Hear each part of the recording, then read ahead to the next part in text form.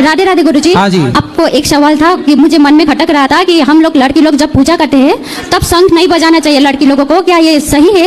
ये तो latest news है। ऐसा है कि शास्त्रों में जी जो शंख है ना वो लक्ष्मी जी का भाई है। यही नहीं, अभी और सुनिए। भाई।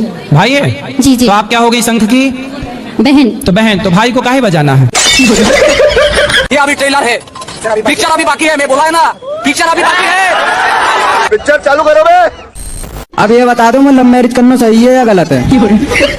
तो आप पिताजी से नहीं पूछे? पिताजी ने तो कह दी कल ले बेटा आशीर्वाद पूरा है। तो लड़की जिससे प्यार कर लड़की पूरी राजी है। तो लड़की के माँ वो बाप कह रही है यहाँ चले माँ चल। तो लड़की के माँ बाप राजी ना है, बाकी सबका तू राजी है। कोई कह रही ना है, कोई बात ना, मैं तुम्हारे संग चल रही हूँ। अब बताओ। वो भागवे को तैयार है? वो भाग देखो, वो कूदने को तैयार है। कहाँ कूदवे को तैयार है? वो कह रही है कहूँ कुना लो। माँ बाप की ना सुन रही छोरी? माँ बाप की सुनका रही है, मेरी सुन रही है वो तो। अब बस तुम आशीर्वाद दे दो करके, बस खेल खत्म है वहीं। छोरी तो भागवे को तैयार है। छोरी तो कह रही है आज चाहे अभी जहर खवा दो। जहर काय को खवाए को लाला? ना मानने तो आओ, माँ कसम के शराब नहीं पियोगे? ठीक है, माँ की कसम आज के बाद शराब का हाथ नहीं लगाऊंगा। वाह, आप भी खाओ कसम। आपका दोस्त बोल दिया, अब आप कसम खाओ के नहीं पियोगे? जी गुरु जी, मैं भी माँ कसम खाता हूँ कि ये नहीं पिएगा तो मैं भी नहीं करूंगा। मैं इसी के कारण बर्बाद हूँ गुरु जी, और किसी के कारण नहीं। तो आप माँ कसम खा के बोलो मैं शराब नहीं पीऊंगा। माँ कसम खा के बोल रहा हूँ कि जब तक ये नहीं पिएगा तब तक मैं भी नहीं पीऊंगा।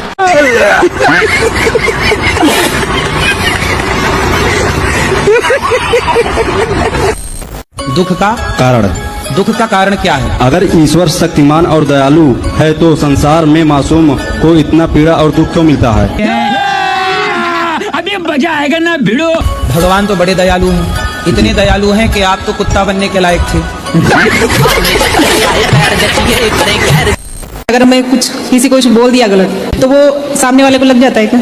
देखो, बोल देना तो ठीक है, लेकिन आपने यदि बोला हो सामने वाला रो पड़ा, दुखी हो गया तो नहीं, रो नहीं पड़ा पंडित जी वो। होया? सुनते हो महाभारत कथा सुनते हो? मैं थोड़ी सुनिए, मैं इतनी नहीं। दुर्योधन ने द्रौपदी को की सभा में कपड़े उतारने के लिए बोला था। दुर्योधन का भाई था दुशासन, उसने कहा कि द्रौपदी के कपड़े उतार दो। दुर्योधन एक नंबर का गलत व्यक्ति था। ये बताओ, दुर्योधन अच्छा था कि पांडव अच्छे थे? दुर्योधन। ये टट्टी किसने की है? राधे राधे महाराज जी। जैसे गुरु मंत्र न ले महाराज जी हम, और राधा राधा जीवन भर जपे, तो क्या उसका उसी के बराबर हमें बेनिफिट मिलेगा? शादी ना करो और किसी लड़की के संग रहो, बेनिफिट मिलेगा? समाज स्वीकार करेगी? तुम्हारा बाप तुम्हें 4 जूता मारेगा। गुरु जी राधे राधे हैं? गुरु जी, मुझे ये जानकारी चाहिए, जो घर में हम लोग पूजा करते हैं, क्या धूप बत्ती को लाइटर से जलाना चाहिए? वो काय से जलाओगे? ज्वालामुखी से? इसे सिगरेट जलाते हैं। अरे लाइटर का काम है, उससे चाहे सिगरेट जला लो, चाहे जंगल जला लो, चाहे चिता मुझे आपसे ये पूछना है कि आजकल की भागदौड़ जिंदगी में खुश रहने का क्या मंत्र है? बोलो घी ही ही बोलो घी ही। ये है खुश रहने का मंत्र। ये देखो खुश।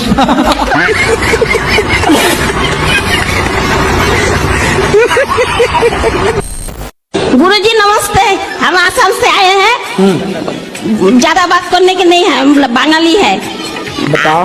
आपको देखकर ना हमारा बहुत कष्ट होता है। तो आप कब से प्रेम कर रही हो? 12 साल से। तो आप अभी कितने साल की हो? 21 साल के। यही नहीं, अभी और सुनिए। 21 साल की हो तो मतलब 11 साल में आपको प्यार हो गया था? जी। तो प्यार में क्या क्या हुआ?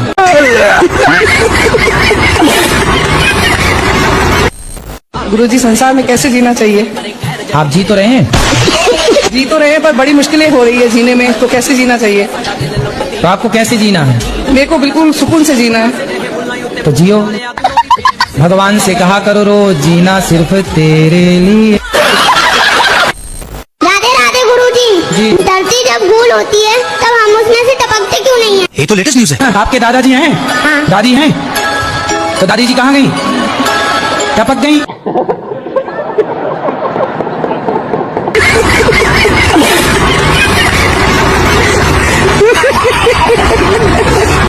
मान ले कि हमारे आसपास हर जगह भगवान है, तो जरूरी है कि मंदिर जाना जरूरी है? आसपास तो हवा बहुत होती है, पर गर्मी लगती है तो कूलर एसी काहे चलाती हो?